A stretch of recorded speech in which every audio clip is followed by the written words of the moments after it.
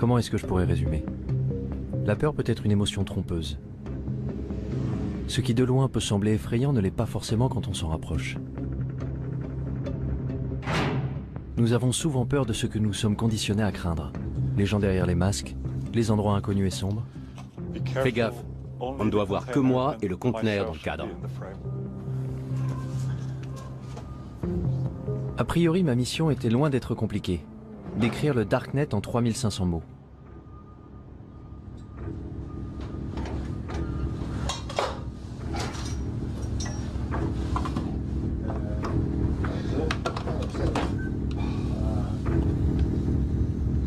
Alors comment je m'étais retrouvé là? Dans un conteneur clandestin à la périphérie de Berlin, avec 2 crypto-anarchistes sans visage me faisant faire le tour de leur lab. Non, tu ne filmes pas mes doigts. Jamais? Compris? Ok. Un des trucs qui m'intéresse en ce moment, c'est de fabriquer un dispositif qui reproduise la norme de communication vocale sécurisée de l'armée américaine, mais qui serait accessible à tous. Comme ça, n'importe qui pourrait se connecter avec ce petit appareil et crypter sa voix en utilisant les lignes téléphoniques traditionnelles. Mais qui cette puce aiderait-elle au final? Des terroristes pour voler à couvert? Ou des révolutionnaires dans les régimes dictatoriaux? Quand j'étais jeune, j'ai lu 1984. Et c'était comme... En un sens, il était visionnaire, mais d'un autre côté, il était très optimiste, parce qu'il ne pouvait pas imaginer les développements technologiques que nous avons connus depuis. Et d'un point de vue technologique, c'est déjà bien pire. Ça donne une société qui vit en état de surveillance permanente. 1984? Je suis né en 1984. Oui, ça c'est moi juste là. C'est précisément l'année qu'Orwell avait imaginé comme étant le début de la fin de notre vie privée. Un monde dans lequel Big Brother nous surveillait en permanence. Mais personne n'y prêtait vraiment attention. Pourtant, c'est cette année-là que les familles heureuses ont pu installer le premier ordinateur Macintosh chez elles. Hello, I am Macintosh. 10 ans plus tard, ma génération serait déjà dépendante aux écrans. We installed the internet on our computer just a short time ago, and I haven't been able to get the kids off it ever since. Petit à petit, nous sommes tous devenus accros. Ça a commencé avec des jeux, des chats, des emails, même des films. Nos goûts se sont développés avec Internet. Mon premier amour, mon deuxième amour, mon troisième. ICQ, puis Facebook, Google, Twitter. Arrivé à l'âge adulte, j'avais passé une bonne partie de mon temps en ligne. Pourtant, je ne m'étais jamais dit qu'il pouvait y avoir une autre facette à explorer. Le fameux Deep Web. À vrai dire, je n'avais pas la moindre idée de la façon de le trouver. Donc j'ai commencé comme tout le monde, par une recherche sur Google.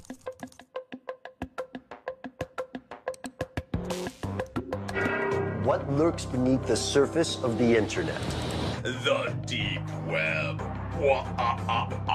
What is it exactly? Well, it's kind of a vague term because it's comprised of anything that's just not indexed by search engines. Ok, tout ce qui n'est pas indexé. Je n'irai donc pas bien loin avec Google. If we want to compare the size, then one great analogy is that the surface internet, the stuff that's indexed by Google, that would be sort of like the tip of an iceberg. La partie émergée de l'iceberg? The majority of users can only access 1% of all the information the World Wide Web has to offer. The rest, deep beneath the surface, is known as the deep web. Donc le Deep Web est une sorte de dépôt de données inaccessibles, rempli par les banques, les gouvernements, les entreprises, et contenant en plus une partie invisible? There's the regular internet, and then there's something called the darknet, an underground system of anonymous websites that are untraceable. Qu'est-ce que le Darknet? Pendant longtemps, tous ceux qui voulaient agir en secret, acheter de la drogue ou des objets volés, trouvaient que c'était très difficile à faire dans le monde réel. Parce que dans le monde réel, il faut rencontrer le vendeur et ensuite, il faut le payer d'une façon ou d'une autre. Parler du Darknet, c'est évoquer une nouvelle forme de commerce, un nouveau marché où les identités des acheteurs, des vendeurs et de l'argent lui-même échappent à la police ou à quiconque essaierait de traquer le crime ou d'autres choses. You can find ways to launder money, hire a hitman, get guns, The deep web is used by many to buy fake identities. Websites offer green cards, driver's licenses, and passports. Some use it for more sinister reasons, such as human trafficking or drug exportation. Ok, tu vois ça? C'est un système d'exploitation conçu pour les hackers. Rien à voir avec Windows ou quoi que ce soit de ce genre. Un système d'exploitation élaboré spécifiquement pour le piratage informatique. Tel Aviv est un hub pour les experts en cybersécurité. Ça n'a donc pas été difficile de trouver Danor Cohen, un pirate informatique white hat, qui agit pour la bonne cause. La première chose que Danor m'a montré, c'est à quel point ceux qui utilisent l'Internet ouvert sont vulnérables et exposés. Tu vois ça? Il y a le mot de passe réseau. Incroyable, non? Maintenant, imagine que tous tes secrets, tous tes mots de passe bancaires, ton Gmail, ton Facebook, toutes tes conversations privées, que tout ça soit visible avec un seul mot et envoie. En faisant le tour du quartier, Danor avait pu s'introduire dans l'ordinateur de pratiquement tous les gens à 100 mètres à la ronde. Comme les hackers, ils pouvaient intercepter mes informations sur Internet, tout comme la police pouvait utiliser ces mêmes outils pour surveiller les criminels. Si on est sur l'Internet ouvert et qu'on parle d'un trafic de drogue, il y a des systèmes qui balayent le réseau automatiquement. Il n'y a pas d'intervention humaine là-dedans. Et tu seras rapidement convoqué pour enquête. Mais sur le Darknet, rien ne permet d'arrêter à temps quelqu'un de faire ce qu'il veut. Je veux qu'on comprenne parfaitement ce qu'est le Darknet. Vous installez un logiciel dont la fonction essentielle est de cacher votre activité. Well, you're going to need some software. One of the most popular is called Tor. Tor? Which originally stood for the Onion Router. The Onion Router. Onion Router. It was made by the US Navy. How does Tor do it? Well, it takes your data and it bounces it around the world over several different data nodes. That way, no person or agency can figure out where the data came from or where the data is going. If you want to keep yourself invisible online, there is absolutely nothing better than Tor. Cela semblait incroyable. Sous couvert d'un anonymat complet, n'importe qui pouvait réussir à commettre le crime parfait depuis son salon entre deux épisodes de sa série préférée sur Netflix, sans que personne ne le sache. En à peine quelques secondes de téléchargement, Tor était sur mon bureau. La porte du Darknet était grande ouverte. Goodness, this is quite extraordinary. Such a large rabbit hole. I'll just take a look inside. La question était, où aller?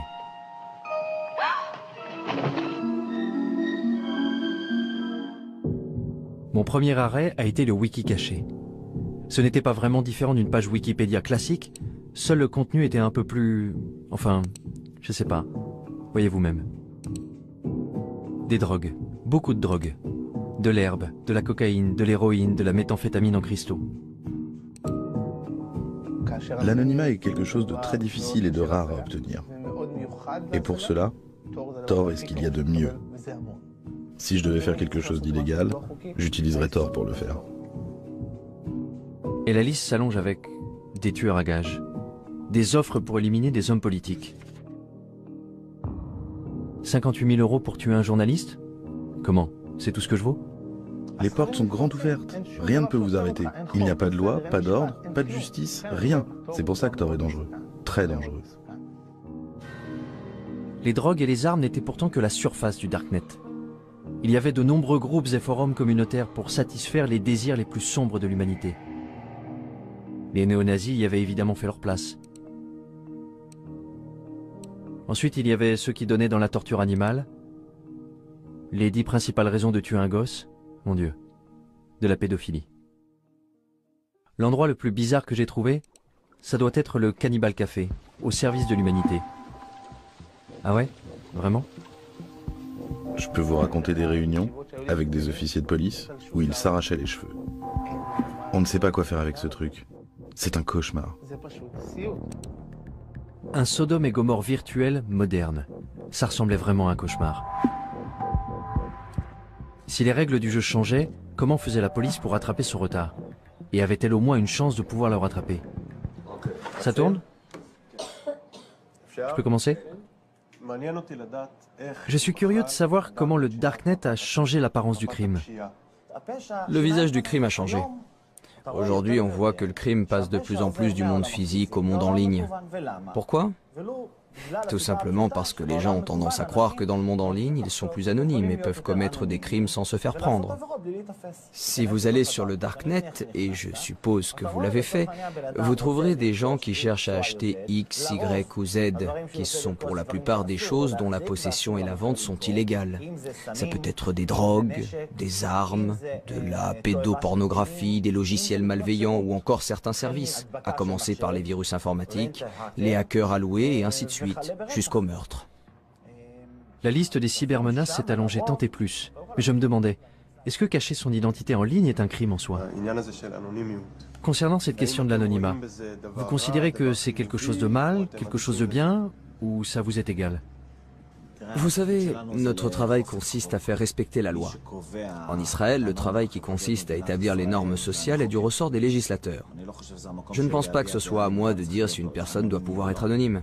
Je peux dire que l'anonymat pousse les gens à croire que s'ils commettent un crime, on ne les attrapera pas. Et c'est une erreur. Ce n'est pas vrai. Alors penser qu'on pourrait absolument tout planquer en ligne serait illusoire? La police pouvait-elle vraiment trouver n'importe qui se cachant dans le Darknet?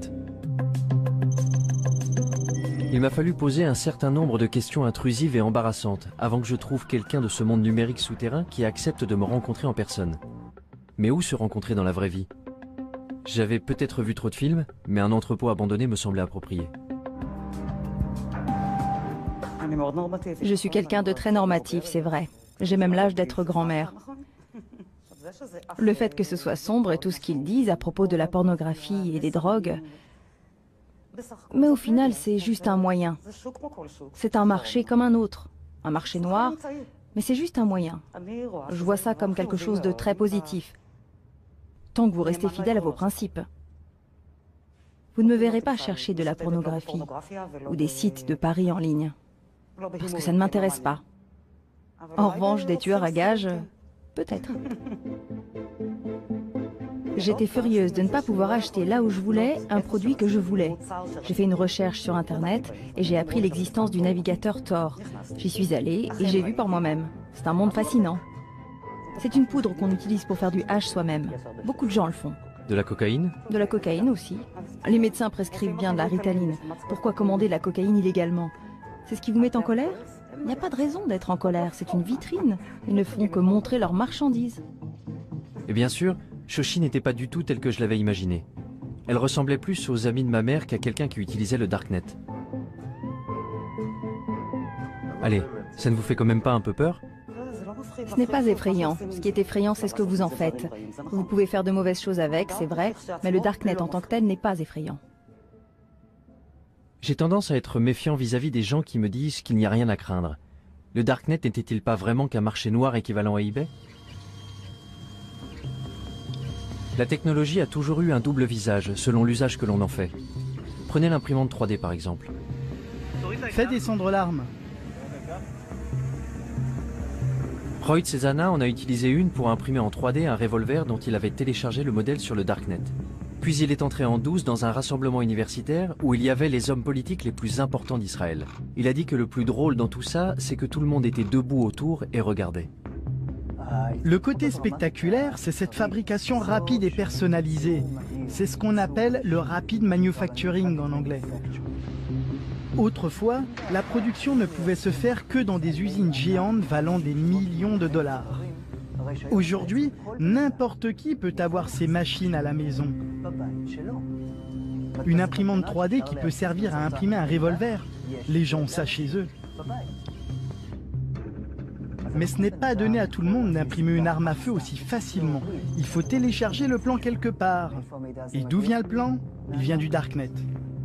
Une fois que quelqu'un a téléchargé le plan, il peut le regarder à l'écran et décider de déplacer le percuteur ici, la gâchette là, et concevoir une arme légèrement supérieure. This is called the lower receiver. This doesn't have a serial number and it doesn't require a background check. Et s'il se rend compte qu'il a créé une arme supérieure à l'original, que fera-t-il? Il téléchargera son plan sur le réseau. This is a ghost gun. Ce à quoi nous assistons, c'est à une tendance de déqualification, une diminution des compétences nécessaires pour atteindre un certain objectif. Vous voulez synthétiser des composés chimiques chez vous? Sur Internet, vous pouvez télécharger la procédure qui va indiquer à l'imprimante comment mélanger les produits pour déclencher une réaction chimique et fabriquer de la morphine, du Valium, de la marijuana ou de la poudre de cyanure. Une simple machine fera ça toute seule chez vous. Mais je vais vous montrer un autre aspect des choses. Les laboratoires médicaux produisent des médicaments à des prix astronomiques que les patients n'ont pas les moyens de payer. Ceux qui ont la capacité, par exemple, de passer des plans à la production maison de médicaments vont commencer à le faire d'ici 10 ou 20 ans. Un processus identique à celui des armes en 3D va se produire. Ils commenceront à apporter des améliorations. Tout le monde sur Terre prendra part à cette révolution géante de l'échange d'informations et de l'association de nouvelles idées. Le Darknet peut être le lieu où toutes les vieilles idées se mélangeront les unes aux autres. Comme l'a dit Matt Ridley, les idées vont commencer à avoir des relations sexuelles entre elles pour finalement donner naissance à des idées nouvelles et incroyables. Cette exploitation de nouvelles idées n'a pas lieu en utilisant les voies traditionnelles de l'information, car les véritables grandes luttes passent toujours par la destruction créatrice. Et c'est là toute l'importance du Darknet, qui fournit un moyen de canaliser l'information. Et cette information peut engendrer une révolution. Les révolutions se préparent en secret. Est-ce que ce n'était pas précisément le genre de choses que les pouvoirs en place voulaient généralement empêcher? Le Darknet avait déjà attiré l'attention du gouvernement américain. The FBI has effectively smashed the Hornet's nest, and we are in the process of rounding up and charging the Hornets. Et le Pentagone avait fait venir ici une équipe pour recenser les activités illégales du forum. Alejandro et Amanda faisaient partie de cette équipe. Nous sommes en quelque sorte des hackers alloués. Notre travail consiste à explorer une grande partie de ce que le Darknet a de plus sombre, mais aussi à le divulguer. De toute façon, on peut retrouver les pédophiles. On peut retrouver les tueurs à gages quand ils sont réels. On communique ces informations au projet Tor et on transmet certains de ces éléments à la police. Parce que, soyons très clairs, les créateurs du projet Tor ne veulent évidemment pas favoriser l'exploitation des enfants. Vous croyez que certaines choses méritent de rester cachées, ou bien est-ce que tout doit être divulgué? C'est une grande question. Je veux dire, d'une certaine façon, je pense que l'anonymat est extrêmement important. Je pense qu'il y a certaines choses que... Je veux dire, il y a de vrais méchants ici. Il y a les méchants que tu veux, à cause desquels les utilisateurs ont besoin d'anonymat. Et puis, il y a ceux qui utilisent l'anonymat pour de mauvaises raisons. Je pense vraiment que l'anonymat est important. Je ne suis pas pour la suppression totale de l'anonymat. Mais pourquoi l'anonymat est-il important? Eh bien, à cause de... Du droit à la vie privée. Oui, le principe du droit à la vie privée. Et dans quel but? Pourquoi on en a besoin? L'exemple classique que le projet Tor utilise presque toujours pour illustrer ça, ce sont les régimes oppressifs. Et ce n'est pas un exemple théorique. L'histoire montre qu'à chaque fois qu'il y a un progrès révolutionnaire, ça commence toujours de façon clandestine. Quand j'y pense, je me dis que si, disons dans le cas d'un scénario futuriste et apocalyptique, si mon gouvernement s'en prenait à moi et que je veuille par exemple entrer en rébellion, je voudrais que quelque chose de ce genre existe. C'était vraiment la dernière chose que j'aurais pensé entendre venant d'un employé du gouvernement américain. Entendre que, bien qu'enfouis au fin fond de leur cerveau, il y avait un scénario digne d'Orwell. Le genre d'idée qu'on prête davantage aux anarchistes. Instead of privacy, we have permission. It's about control, isn't it? It's about the incremental eradication of freedom.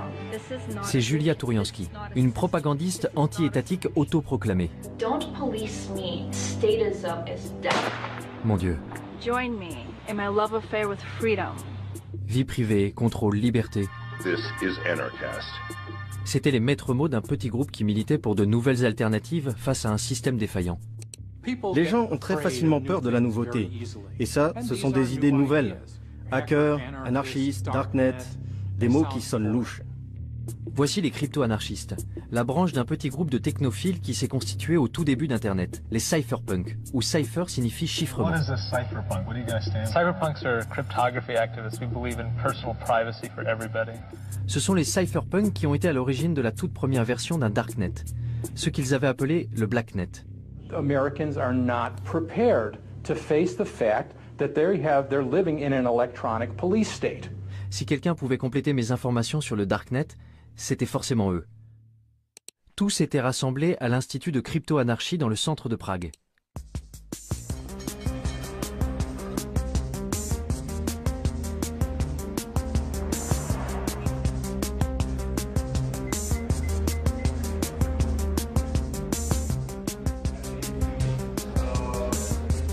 Parallelnipolis représente des outils et des moyens pour protéger nos libertés contre les tendances autoritaires des institutions politiques et sociales.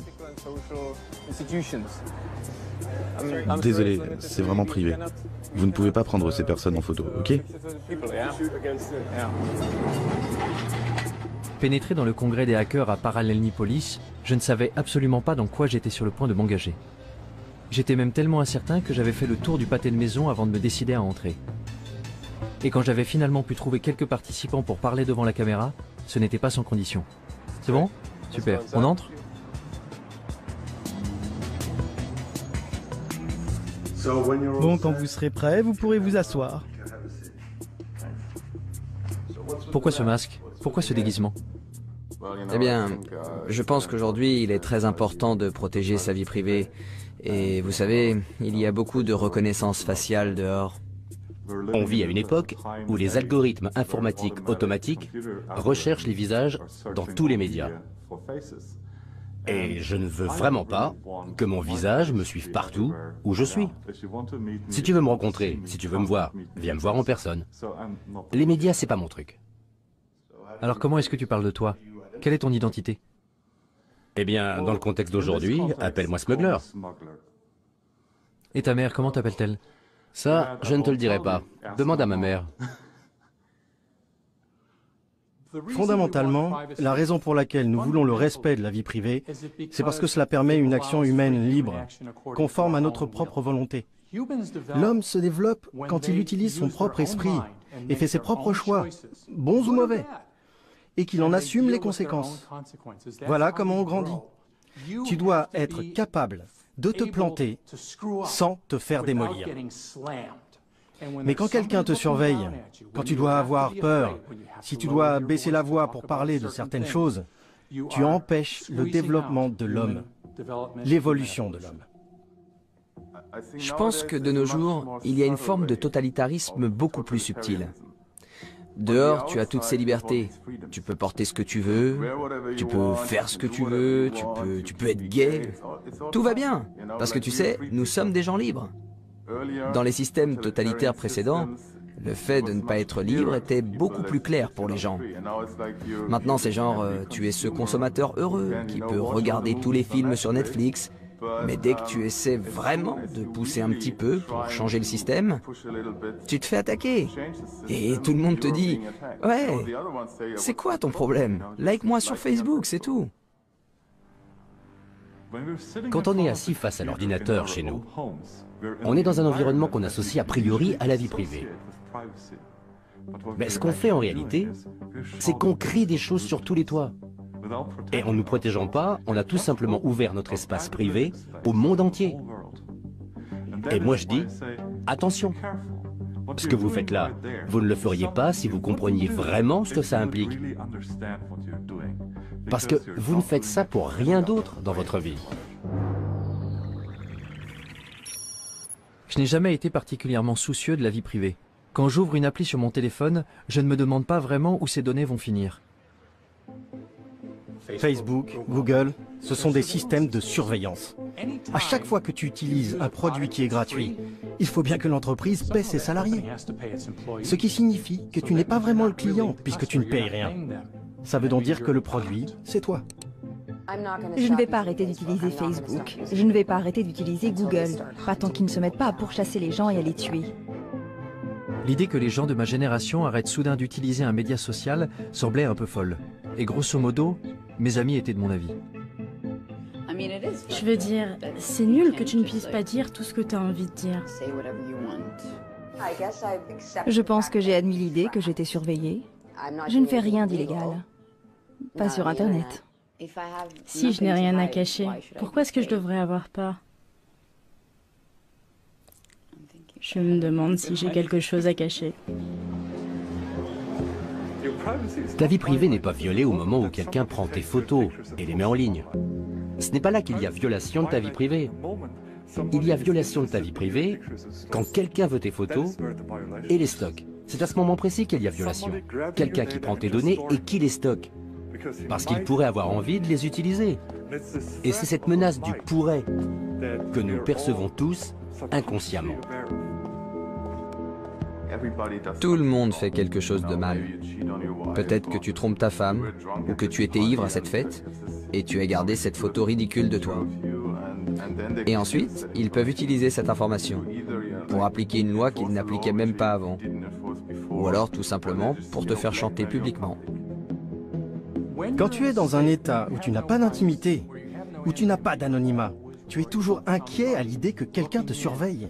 Quelqu'un qui te punirait physiquement, ou dirait du mal de toi dans ton dos, ou te ferait honte. Chez les humains, la honte est une arme de destruction massive.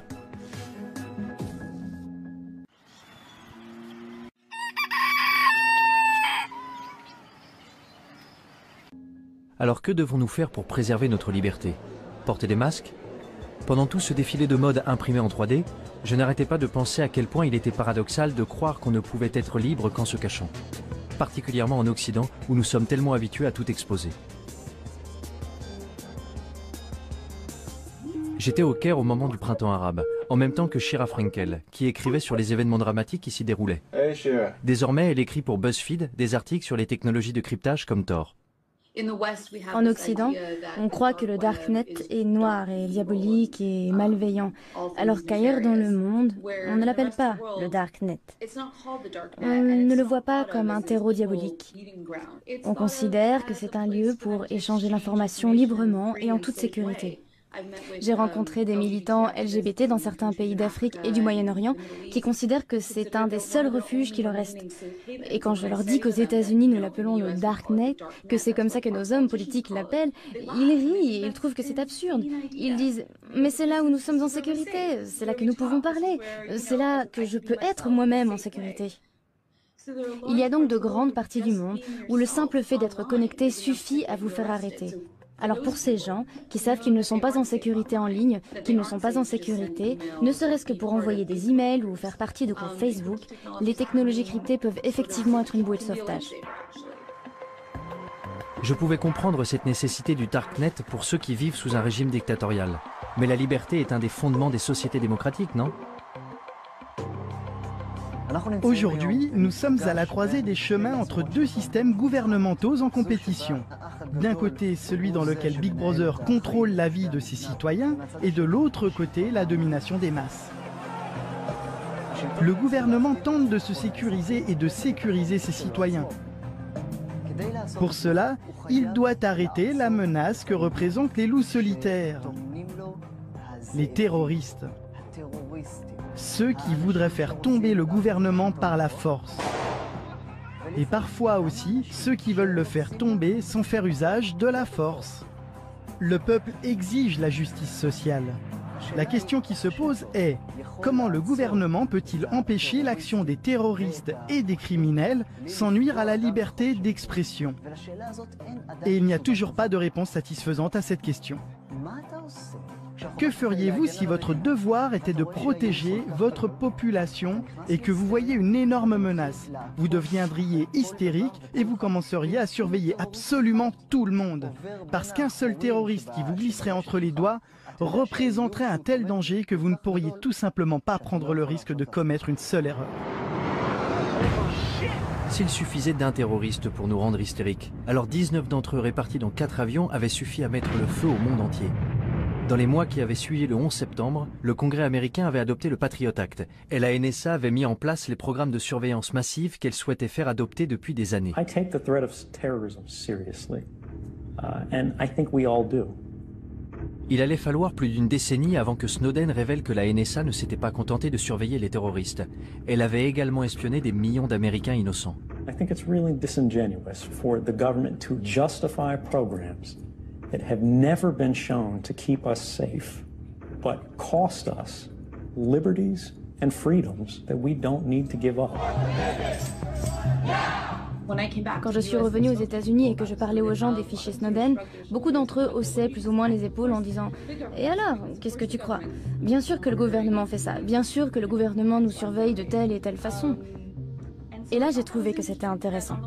Que d'un côté, il y ait ces fichiers, ces documents qui allaient révéler d'une manière sans précédent la façon dont le gouvernement nous espionnait, et qu'en même temps, il y ait des Américains qui haussent les épaules en disant simplement « Et alors ?» Ils disent qu'ils veulent l'information parce que c'est pour notre bien. Eh bien, ça pose un problème.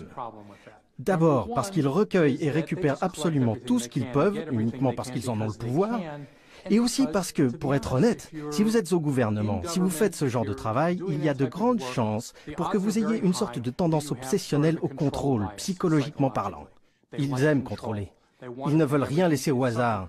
Quelque chose de grave pourrait arriver si nous ne contrôlons pas cela.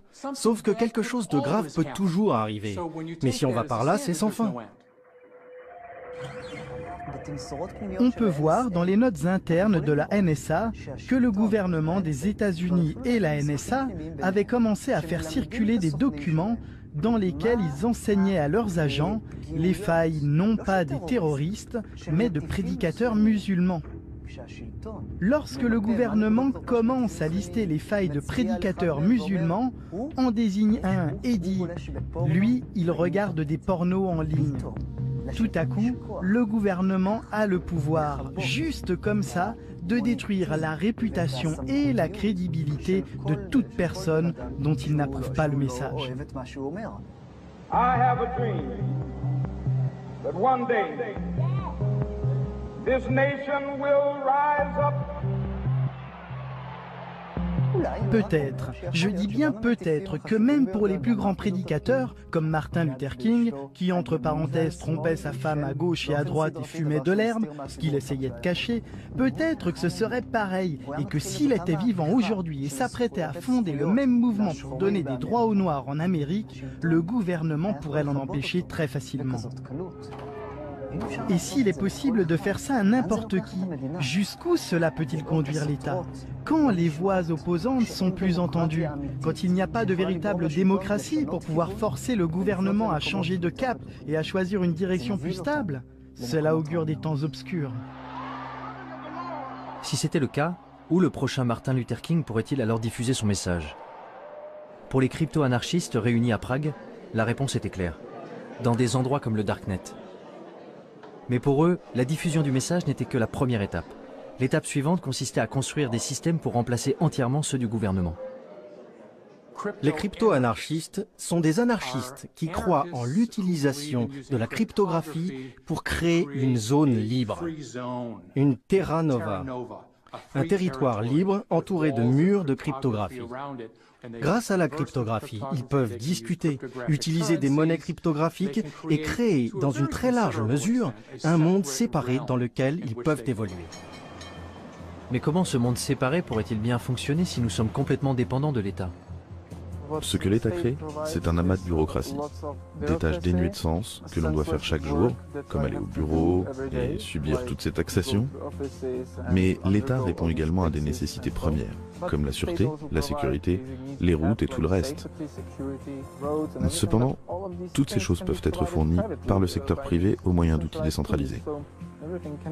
Donc, tout cela peut être pourvu par des fournisseurs internationaux, ou par un fournisseur d'un tout autre pays.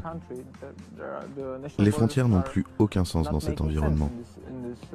Car sur le Deep Web, l'endroit d'où tu te connectes, ça n'a absolument aucune importance. Donc l'alternative à l'État dans les systèmes grandissants du Dark Web est un appel à la révolution? J'ai finalement réussi à trouver Julia Touriansky, dont les clips tape à l'œil sur YouTube m'avaient conduit à Prague. But you cry, prove anarchy works, and we say, welcome to anarchy, population everyone. Y avait-il une chance pour que les idées anarchistes soient un peu plus pragmatiques de vive voix? Vous savez, je pense que les gens ont besoin de conseils. Les gens ont besoin d'un certain degré de gouvernance. La différence, c'est que la gouvernance ne doit pas être imposée aux gens. Aussi longtemps qu'on peut se désengager et partir, alors moralement, c'est en accord avec une philosophie anarchiste. Donc bon, je ne suis pas naïve. Je ne pense pas qu'il y aura un grand effondrement qui nous donnerait une magnifique anarchie. Je crois que l'idée, c'est plutôt de créer ces petites communautés pour soi-même et de trouver des endroits d'où on a la possibilité de se désengager et qui se diversifient et qui soient plus dispersés et plus accessibles. L'un des systèmes utilisés par la communauté crypto-anarchiste pour se désengager était le Bitcoin.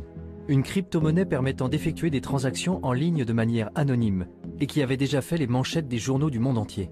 Et une fois que vous avez la monnaie virtuelle, vous n'êtes pas très loin de commencer à bâtir des États virtuels. Hier, il y avait une conférence sur la BitNation, qui est un projet qui montre que la technologie blockchain peut être utilisée pour des services qui, en temps normal, ne sont fournis que par les gouvernements et les États.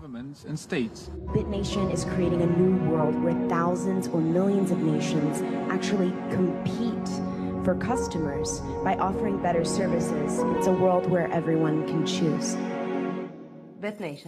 La BitNation est une nation, et être une nation implique de connecter entre eux des gens qui partagent des valeurs similaires, familiales, etc. Nous sommes d'accord. Donc je dirais que la BitNation est un État apatride. Si vous dissociez la gouvernance du territoire, vous n'avez pas à craindre pour vos propres principes de gouvernance. En parallèle de l'État apatride, il y aurait des crypto-marchés en ligne pour les produits de tous les jours. En gros, la version familiale et conviviale de ce que j'avais déjà vu sur le Darknet. Il y aura des crypto-marchés décentralisés, anonymes, qui seront techniquement impossibles à fermer par le gouvernement. Le système financier et social va s'effondrer. Aucune approche rationnelle ne peut dire comment le système social va pouvoir survivre, surtout quand il y a tellement de personnes âgées et seulement un petit nombre de gens jeunes et productifs. Je pense donc que le système social du gouvernement va s'effondrer. Et donc passer à quelque chose de totalement nouveau peut être une bonne chose. Le gouvernement qui s'effondre, des systèmes parallèles pour le remplacer. Les crypto-anarchistes étaient dans la droite ligne des cypherpunks et de ce qu'ils avaient écrit en 1988. Regarde ce que les cypherpunks écrivaient avant que la technologie d'aujourd'hui existe. Je veux dire, ils peuvent être fiers d'eux. Vous avez raison. Lire leurs écrits revenait un peu à lire une prophétie de science-fiction. À l'ère électronique, la vie privée est nécessaire pour une société ouverte. Tout ce qu'ils avaient prédit il y a plus de 30 ans était effectivement en train de se réaliser aujourd'hui. Bitcoin, construire des systèmes anonymes avec de l'argent électronique. Wikileaks, la crypto-anarchie permettra de mettre en libre circulation les secrets nationaux. Darknet, des systèmes qui permettent de faire des transactions anonymes. Crypto-marché, un marché informatique anonyme permettant d'échanger des biens illicites et volés. Ils avaient même prédit la façon dont les gouvernements répondraient à ces développements. L'État essaierait de ralentir la propagation de ces technologies au nom de la sécurité nationale. Chaque fois que quelqu'un fait quelque chose qui protège la vie privée, il ne se passe pas longtemps avant que le gouvernement et les médias officiels brandissent un de leurs arguments à la carte. C'est mauvais parce que terroriste, ou c'est mauvais parce que drogue. Ce sont effectivement de mauvaises choses. Oui, c'est mal d'être un terroriste, mais là, ce que le gouvernement fait, ou ce que les adversaires de la vie privée font en réalité, c'est qu'ils jouent avec notre corde sensible. Ok, voyons. Wikileaks, gouvernement des États-Unis. The United States strongly condemns the illegal disclosure of classified information. It threatens our national security.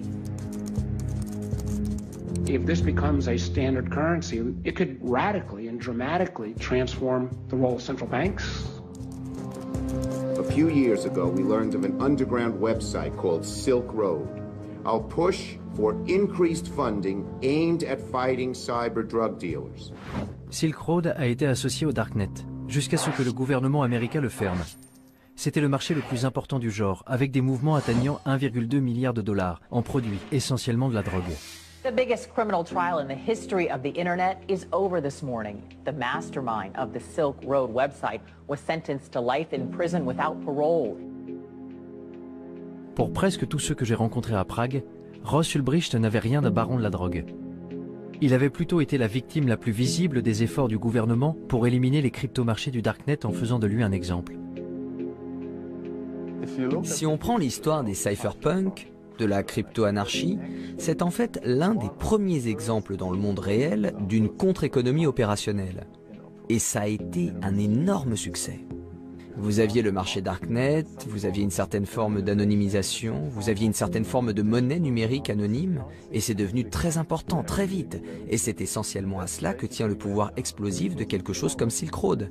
Et je pense que c'est la raison pour laquelle l'État a réalisé que c'était vraiment menaçant. Silk Road menaçait le statu quo. Il menaçait le pouvoir de l'État. Maintenant, imagine que ça existe pas seulement pour les drogues, mais que ça existe pour la nourriture, que ça existe pour l'énergie. Si tous les biens de la planète étaient disponibles sur le marché noir à des prix raisonnables, l'État perdrait la plupart de ses revenus, la majeure partie de sa capacité à réguler, la majeure partie de sa capacité à favoriser certaines entreprises. Alors, que se passerait-il ensuite? L'État perdrait son pouvoir. Si j'avais le choix, je voudrais que les gouvernements disparaissent. Si j'avais le bouton rouge qui dit tous les gouvernements, tous les États, tous les organismes obligatoires disparaissent immédiatement, j'appuierais tout de suite sur ce bouton. Plus d'État, plus d'administration centrale ou de banque. Que se passerait-il si on appuyait sur le bouton rouge? Un chaos absolu? Ou un nouveau départ? Je quittais Prague avec l'impression de revenir du futur. Mais un réveil brutal m'attendait dans le présent.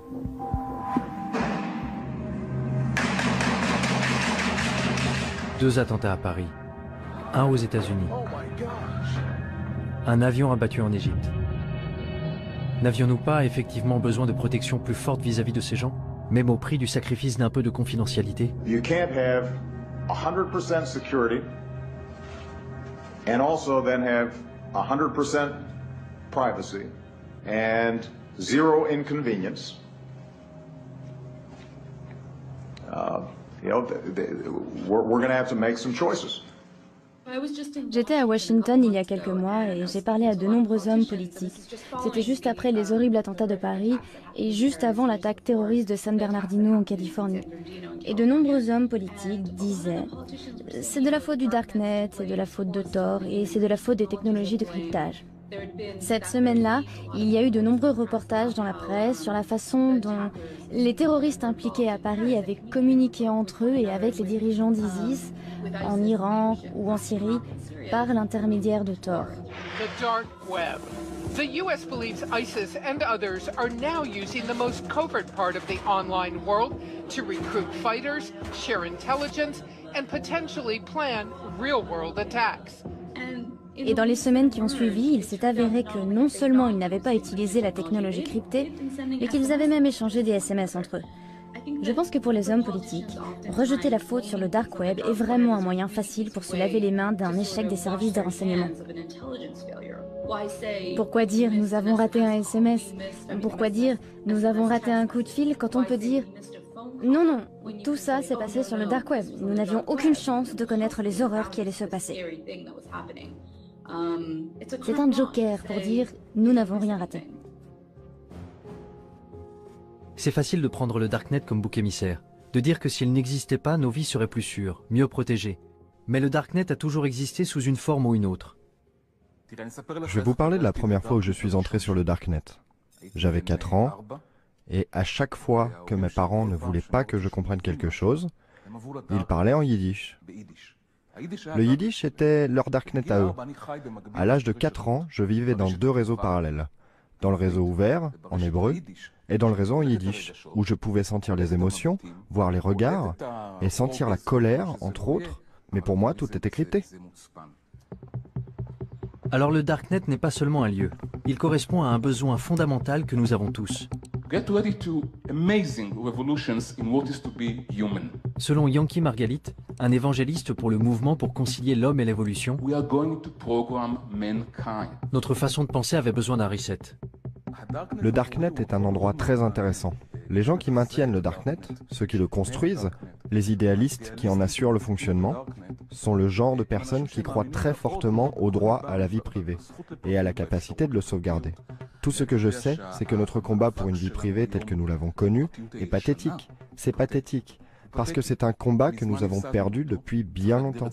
Nous devons complètement le redéfinir. Quand vous prenez ce qui s'est passé au cours de ces quelques dernières années et que vous vous tournez un peu vers l'avenir, vous vous rendez compte que l'espèce humaine est en train de changer. Nous subissons des changements très accélérés. Nous connectons la technologie à la biologie, nous relions la biologie à l'électronique, et je pense que nous créons une nouvelle espèce humaine.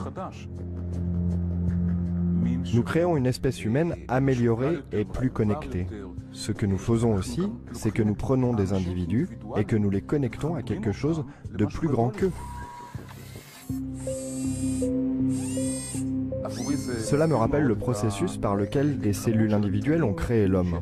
Pensez aux cellules qui vous ont créé, aux milliards de cellules qui vous ont créé. Ces cellules ont perdu leur individualité, elles ont perdu leur vie privée. Mais en fin de compte, elles ont créé un être humain. Mon sentiment aujourd'hui, c'est que nous sommes en train de prendre toute l'humanité, exactement comme ces cellules, et nous créons quelque chose de mieux. Lorsque vous construisez quelque chose de cet ordre, quelque chose de plus grand que la somme de ses parties, la question de la vie privée est très intéressante.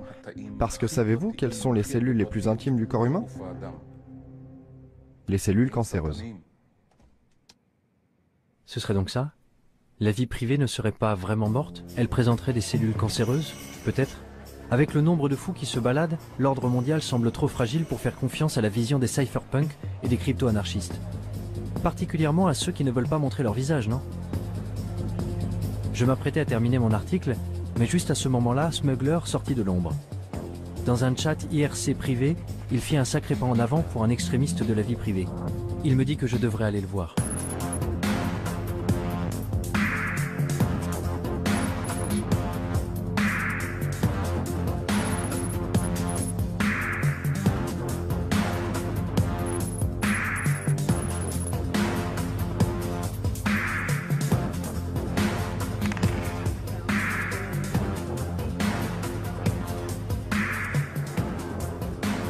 Se balader dans les rues de Berlin avec deux types masqués m'a mis un peu mal à l'aise, même si nous nous étions déjà rencontrés une fois.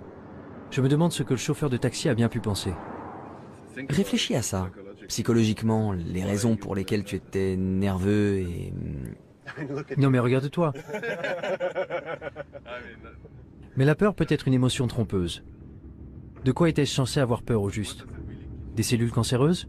Ou de renoncer à la vie privée et à l'individualité pour devenir un seul et grand organisme? Tu ne peux pas faire travailler tous les gens de la même façon. Et on observe ça aussi dans la nature. En agriculture, par exemple. Si tu utilises exactement les mêmes méthodes, exactement les mêmes cultures tout le temps, tôt ou tard, ton exploitation agricole déclinera.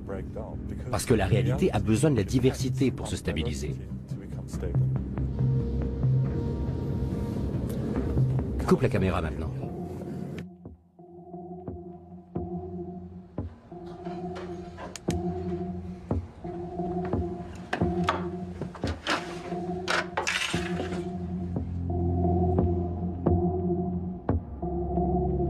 La vie privée est aux idées ce que l'évolution est à la biologie. Tu sais, pour qu'un écosystème soit sain, il faut des niches locales et il faut une transformation. Il faut aussi différents types d'organismes qui mutent, qui évoluent. Un certain nombre d'entre eux vont mourir, d'autres vont prospérer et globalement c'est une structure très résistante. C'est la même chose pour une société en bonne santé. Il faut de nombreuses idées différentes et les bonnes vont effectivement survivre. Et si tu penses à ce futur, où toute l'humanité ne serait qu'un seul organisme allant dans une seule direction, il suffit d'un seul bug pour tuer le tout. Et c'est terminé. Game over. Et ce sera pire que nos pires craintes de guerre nucléaire. Je veux dire, rappelle-toi ce que nous avions avec le Troisième Reich en Allemagne. Imagine maintenant le Troisième Reich à l'échelle mondiale et aucun autre pays pour l'arrêter. Quel bordel! Malgré tous nos progrès, malgré tous les avantages de notre monde interconnecté, l'histoire serait tout de même condamnée à se répéter? Nous abordons un futur que nos parents ne pouvaient pas imaginer. Savoir ce qui en ressortira, c'est de la science-fiction. Mais moi, je ne veux pas vivre dans un futur où tout est contrôlé. Chaque bit de technologie, chaque bit d'information, comment il faut construire les choses, ce qu'il faut penser. C'est si énorme que George Orwell doit se retourner dans sa tombe. Parce que je ne crois pas qu'un tel futur sera vraiment durable. Alors à quel moment votre travail sera-t-il achevé? Jamais. Non, jamais. Je veux dire, certaines personnes travaillent pour la surveillance, et nous travaillons pour renforcer l'anonymat. On n'y arrivera jamais, mais c'est un idéal à viser. De plus, même si nous travaillons pour plus de vie privée, ça ne veut pas dire que qui que ce soit va arrêter de travailler pour la surveillance. Donc tant qu'ils travaillent sur la surveillance, nous, on a un travail à faire. Mais certains diraient, je ne sais pas, que vous êtes peut-être paranoïaque. C'est vrai, vous n'êtes pas des criminels purs et durs, vous ne vendez pas de drogue, vous ne... je sais pas... Mais je veux dire qu'il y a beaucoup de... Je crois que toute la discussion... C'est bizarre le tour qu'a pris cette affaire. Que ce soit à nous de devoir nous défendre. Tu sais pourquoi tu as des rideaux dans ton appartement? Pourquoi tu fermes ta porte à clé? Et il y a plein de précédents historiques, où des gens ont été tués à cause de données les concernant qui avaient été recueillies. Tu sais, c'est ce qui s'est passé pendant le Troisième Reich. Ce qui s'est passé dans les années avant même que le Troisième Reich existe, c'est que beaucoup d'États-nations exigeaient l'enregistrement des citoyens. L'une des choses que de nombreux États, comme les Pays-Bas, la Belgique, la France, l'Allemagne, exigeaient, eux, c'était que tu indiques ta religion. Les nazis sont arrivés et ils ont pris ces registres pour les fouiller. Donc quand l'Allemagne a envahi les autres pays, ils n'avaient plus qu'à fouiller les registres et à tuer les personnes de la mauvaise religion. Aucun pays ne se doutait que ça pourrait être un problème 10 ans plus tard. Et pourtant, ça en a été un sacré. La plupart d'entre eux ne l'auraient jamais cru. Il faut se rendre compte qu'on ne peut pas réellement savoir de quoi l'avenir sera fait. On n'arrive pas à se représenter la merde qui se passe dans le monde aujourd'hui. Alors dans 5 ans, encore moins. En quittant le conteneur, j'ai rallumé mon téléphone et trouvé mon chemin sur Google Maps. J'ai ouvert Gmail pour envoyer l'article à mon rédacteur en me demandant quelle conclusion tirer de tout ça. Où m'avait conduit cette exploration du terrier? Le Darknet n'était pas le monstre diabolique que j'avais eu tendance à imaginer. Il semblait au contraire qu'il puisse être le seul endroit qui nous reste pour échapper à la surveillance de plus en plus attentive de Big Brother. Un lieu où nous pourrions nous débarrasser de nos anciennes identités pour en créer de nouvelles, et même bâtir des mondes nouveaux. Un endroit où nous pourrions bénéficier d'une vraie liberté. Ce n'est qu'à ce moment-là que je repensais à ce que m'avait dit Smuggler quand j'ai quitté le conteneur. Que la plupart des gens ne cherchent pas du tout une liberté réelle. Ce qu'ils veulent, c'est avoir juste assez de liberté pour se